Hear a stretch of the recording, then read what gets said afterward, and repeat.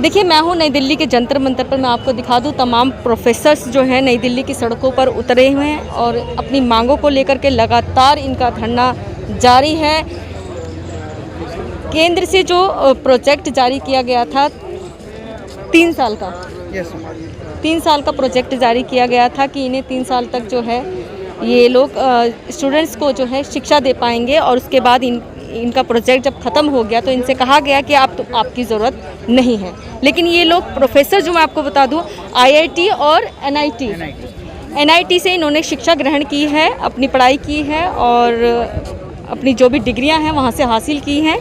आज इन्हें बेरोज़गारी की कगार पर आ गए हैं ये लोग और सरकार से मांग कर रहे हैं कि इन्हें पुनः जो है दोबारा से नौकरी पर रखा जाए। काफ़ी मेहनत करने के बाद इन लोगों ने डिग्री हासिल करी थी। आइए हम जानते हैं ये सरकार से क्या अपील कर रहे हैं और क्या इनकी डिमांड्स हैं केंद्र सरकार से। नमस्कार, मेरा नाम प्रद्युम्न तिवारी है। मैं गवर्नमेंट इंजीनियरिंग कॉलेज रीवा में असिस्टेंट प्रोफेसर के पद पर कार्यरत हूँ, मैकेनिकल इंजीनियरिंग डिपार्टमेंट में। मेरा रिक्रूटमेंट एक सेंट्रलाइज्ड रिक्रूटमेंट हुआ, जो कि नेशनल प्रोजेक्ट इम्प्लीमेंटेशन यूनिट, जो कि एक यूनिट है MHRD की।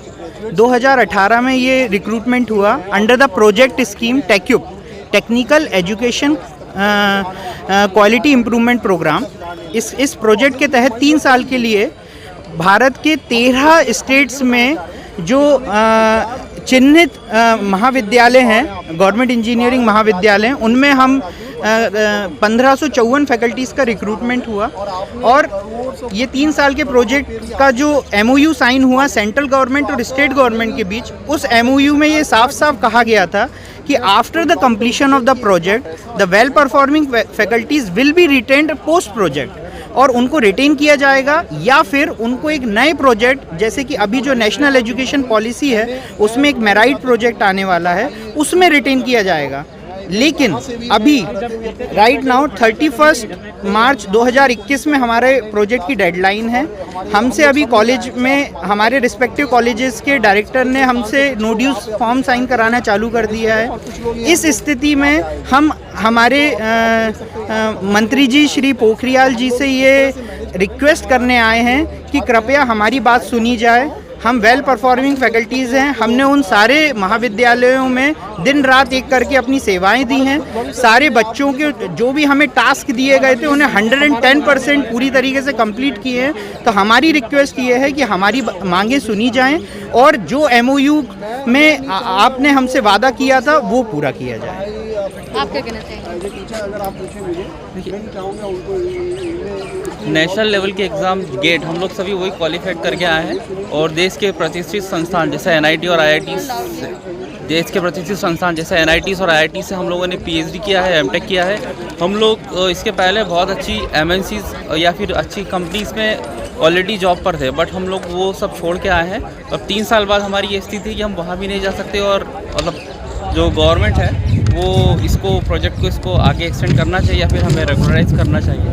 फिर से इन लोगों को जो है बेरोज़गारी का सामना करना पड़ रहा है। जिस तरीके से सरकार ने कहा था, मोदी जी ने कहा था, BJP सरकार ने सत्ता में आने से पहले लगातार ये वादे किए थे 2 करोड़ युवाओं को रोज़गार दिया जाएगा।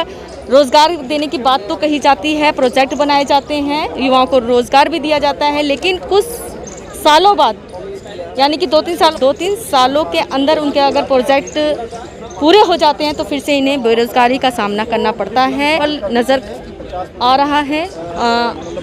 और क्या रिक्वेस्ट करना चाहेंगे सरकार से मेरी माननीय मंत्री जी से रिक्वेस्ट है कि एक बार हम लोगों से उनकी मुलाकात हो जाए, हम अपनी बातें उनसे कह सकें।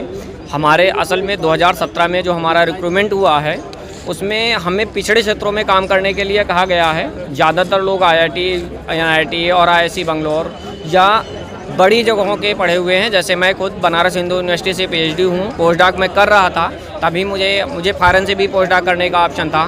उस समय मुझसे कहा गया कि उस समय मोदी जी ने कई भाषणों में स्टेटमेंट दिया है कि हमारे देश के बहुत सारे टैलेंट जो IIT, NIT के पढ़े हुए हैं वो विदेश चले जाते हैं, भारत में काम पढ़ते इंडिया में हैं, बड़ी बड़ी इंस्टीट्यूटों में पढ़ते हैं, हम उन पे पैसे लगाते हैं, वो फॉरेन में जाकर के विदेशों में काम करते हैं। और उसका एग्जाम्पल उन्होंने अब्दुल कलाम जी का दिया था। कलाम जी अगर विदेश चले जाते, जैसे उनके पास भी विदेश जाने का ऑफर था, लेकिन वो नहीं गए, वो देश सेवा में किए और देश के लिए बहुत सारा योगदान भी किए। उस चीज़ से हम लोग प्रभावित होकर के, बहुत सारे लोग हैं जिनको विदेश में भी काम करने का ऑफ़र था, फिर भी वो हिंदुस्तान के पिछड़े क्षेत्रों में, जहाँ पे कोई जाना नहीं चाहता था, उन क्षेत्रों में जाके उन्होंने काम करना स्वीकार किया। इसलिए कि मोदी जी की अपील थी भारत, और इस सरकार पे मुझे आज भी भरोसा है कि 31 मार्च के पहले अगर वो हमारी बात उन तक पहुंचती है तो हमारी बात वो मानेंगे, हमारी चीज़ें, हमारी जॉब बची रहेगी, हम फिर से रिटेन होंगे। सरकार इस पे कोई ना कोई सस्टेनेबिलिटी प्लान बनाएगी। जो कि कहा गया था।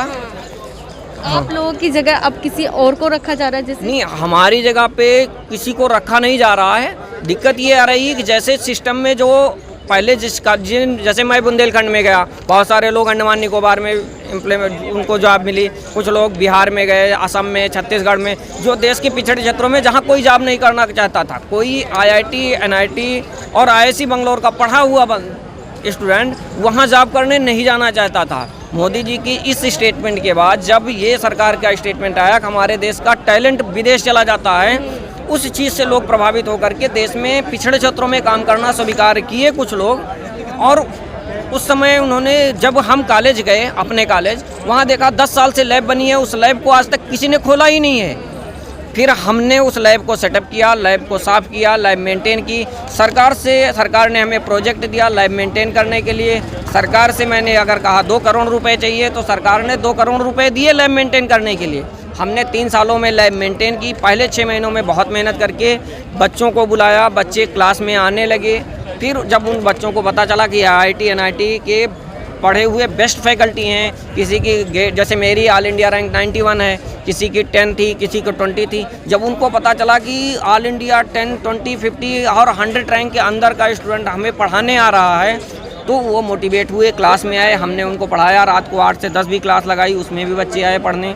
जब मोटिवेशन हुआ, अब पिछड़े क्षेत्रों में लोग पढ़ने आने को, टेक्निकल एजुकेशन में आज बच्चे आ रहे हैं। लैब हमने मेंटेन की। अगर 31 मार्च को हम जाते हैं तो सरकार ने जो इतने अरबों रुपए बर्बाद किए हैं, वो पैसे का क्या होगा? जनता के पैसे वो बर्बाद होंगे, सरकार के पैसे जाएंगे, लैब फिर हमारी बंद हो जाएगी। अगर हमने 5 करोड़ की लैब डेवलप की है और वो लैब में कल से ताला बंद हो जाएगा, अगर अगले 5 साल तक वो लैब बंद ही रहेगी तो लैब तो सारे इंस्ट्रूमेंट ख़राब हो जाएंगे। फिर जो हमने करोड़ों के लैब डेवलप किया है, जो रिसर्च के नाम पे, रिसर्च के लिए बेहतर सी लैब बनाई है, एक रिसर्च मोटिवेशन का तैयार किया है, सारी चीज़ें वो कहाँ जाएंगी?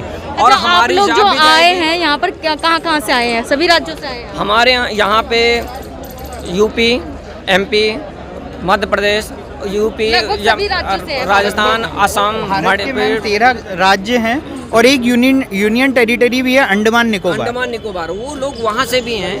अगर लोग इसलिए बेरोजगार हो रहे हैं कि वो उन्होंने देश के पिछड़े क्षेत्रों में काम करना चुना। अब जैसे मैं अपने घर जाके कहूँगा कि 31 मार्च के बाद मैं बेरोजगार हो रहा हूँ, तो मेरे घर से क्या स्टेटमेंट आएगा? मेरे घर से मेरे पिताजी का स्टेटमेंट आएगा, अगर तुमने देश सेवा के लिए चुना, अगर तुम विदेश चले जाते तो बेरोजगार कहाँ होते? मेरे पास तो ऑप्शन था, मैं विदेश चला जाता। अगर मैं इसलिए बेरोजगार हो रहा हूँ तो रोजगार तो जाएगा ही। सबसे बड़ा समस्या हमारे लिए ये है कि जिस लैब को हमने जिस मेहनत से 3 साल में जिस शिक्षा लेवल को ऊपर उठाया है, जैसे हमारे डिपार्टमेंट में एक भी वाशिंगटन अकॉर्ड के अनुसार मेरे कॉलेज का एक भी डिपार्टमेंट NBA एग्रीडेटेड नहीं था। जब से TQ फैकल्टी आई, 4 डिपार्टमेंट को उन्होंने NBA एग्रीडेटेड कराया। वाशिंगटन अकॉर्ड के अनुसार वहाँ सिस्टम बनाया, लैब बनाई, पुरानी सिस्टम पूरे NBA की तरह NBA में जो सिस्टम बनने चाहिए थे उसको मेंटेन किया, लैब बनाई, फाइलें बनाई, कॉलेज की सारी चीज़ों को मेंटेन किया। अगर हम चले जाते हैं तो वो सारी चीज़ें धरी की धरी रह जाएंगी, सारी ख़राब हो जाएंगी। और जो बच्चे हमारे भरोसे एडमिशन लिए हैं, जिनको ये विश्वास था कि अब देश का, जब हम ही बेरोजगार हो जाएंगे तो हम उनको कैसे कहेंगे हम तुमको इतनी अच्छी शिक्षा दे रहे हैं कि आपको हम ऑक्सफोर्ड पहुँचाने वाले हैं? कहीं ना कहीं योग्यता का जो है अपने ही देश में हनन हो रहा है। हमें ये वही प्रोफेसर हैं जिन्होंने काफ़ी पिछड़े जो समाज में जो गांव घराने के बच्चे होते हैं उन्हें शिक्षा दी है। आज ये लोग बेरोजगारी की कगार पर हैं और नई दिल्ली के जंतर मंतर से गुहार लगा रहे हैं कि इन्हें पुनः जो है फिर से नौकरी पर रखा जाए। हमें भी आज की डेट पे 31 तारीख हमारी डेडलाइन है। हमारे कॉलेज से नोडूज के लिए ऑप्शन है कि आप 31 तारीख को आपकी जॉब ख़त्म हो रही है। इसके बाद भी आज भी मुझे भरोसा है इस सरकार पे कि अगर हमने पिछड़े क्षेत्र में काम करने के लिए चुना है तो इस डिसीजन के कारण मुझे बेरोज़गार नहीं होना पड़ेगा। सरकार के पास तक अगर हमारी बात पहुंचती है तो सरकार हमारी बात ज़रूर सुनेगी और हमको रिटेन करेगी, हमारे लिए कोई ठोस प्लान बनाएगी। मुझे अगर आपकी बात नहीं सुनी जाती तो आप लोग और भी आगे चल के कुछ विशाल धरना प्रदर्शन करेंगे आप लोग? हम यहाँ भी आज भी धरना प्रदर्शन नहीं कर रहे हैं। हमारा धरना प्रदर्शन का कोई नहीं है। हम केवल सरकार से हाथ जोड़ के रिक्वेस्ट कर रहे हैं कि सरकार हमारी सुने और उन 20 लाख स्टूडेंट के भविष्य को सुरक्षित करे। 20 लाख से ज़्यादा बच्चे हैं जिनको हम पढ़ा रहे हैं विभिन्न क्षेत्रों में, पिछड़े क्षेत्रों में। अगर हम उनको अच्छी शिक्षा नहीं दे पाए, अगर हम चले जाते हैं, फिर उनकी शिक्षा बेकार हो जाएगी और वो कल को अच्छे स्टूडेंट नहीं बन पाए, उनकी अच्छा युवा नहीं तैयार हुए, तो आने वाली पीढ़ी के साथ मेरे द्वारा अन्याय होगा, सरकार के द्वारा भी अन्याय होगा। अगर मैं छोड़ के जाता हूँ तो ये एक अन्याय तो मैंने भी हुआ। मैंने बच्चे को बीच मझधार में छोड़ दिया। टीचर की रिस्पॉन्सिबिलिटी है बच्चे को, अगर आपके भरोसे एडमिशन लिया है तो उसकी भी रिस्पॉन्सिबिलिटी है। तो सरकार से रिक्वेस्ट है कि हमें भी बेरोजगार हुआ। कहीं ना कहीं बच्चे भी टीचर्स से जो तालमेल अच्छा बैठ जाता है जब एक ही टीचर पढ़ाता है। एक ही टीचर से नहीं, अगर हम मेरे जाने के बाद वहाँ कभी टीचर तो आएंगे नहीं, ये भी फिक्स है कि अगर 10 साल पहले स्थिति देखी जाए कि कॉलेज की स्थिति इतनी खराब थी कि लैब 10 साल से खुली नहीं थी। ऐसे भी थे जो कमरे कभी खुले ही नहीं थे। जी, NEP 2020 जो सरकार का अभी रिसेंटली लास्ट ईयर लॉन्च किया गया है, न्यू एजुकेशन पॉलिसी, अगर आप देखिए उसमें उसके अकॉर्डिंग हायर एजुकेशन में जो अभी इनरोलमेंट जो है, ग्रॉस इनरोलमेंट 26% है, जिसको कि सरकार बढ़ा के 50% करने वाली है। तो आपको लगता है कि ये 50% जो हायर एजुकेशन में इनरोलमेंट होगा तो हम जैसे जो तैयार शिक्षक हैं तकनीकी संस्थान में, जिन्होंने इतना काम किया, अनुभव है, उच्चतर तकनीकी संस्थानों से क्वालिफाइड हैं, हाईली क्वालिफाइड ग्रेजुएट्स हैं, सो जो तैयार मैन पावर है उसको आप ऐसे ही जाने देंगे क्योंकि आपके पास कोई नीति नहीं है? देखिए, जो 1500 मैन रोजगार तो दे नहीं रही है सरकार, लेकिन यहाँ पर मैं आपको दिखा दूँ रोजगार छीन जरूर रही है। तो 1500 हाईली स्किल्ड जो टीचर्स हैं और आपने इस प्रोजेक्ट में करोड़ों रुपए खर्च मतलब सरकार कर चुकी है, तो बिल्कुल बस इसलिए कि सरकार के पास कोई नीति नहीं है, राज्य सरकार के पास या केंद्र सरकार के पास या AICTE, MHRD, इन लोग सबको एक साथ बैठ करके एक पॉलिसी बनानी चाहिए जिससे कि ये मैन पावर को ये NEP 2020 में वो यूज कर सके और ये पैसा जो वर्ल्ड बैंक का और हमारी भारत सरकार का जो खर्च हुआ है उसके लिए भी एक लॉन्ग टर्म विजन हो उनके पास।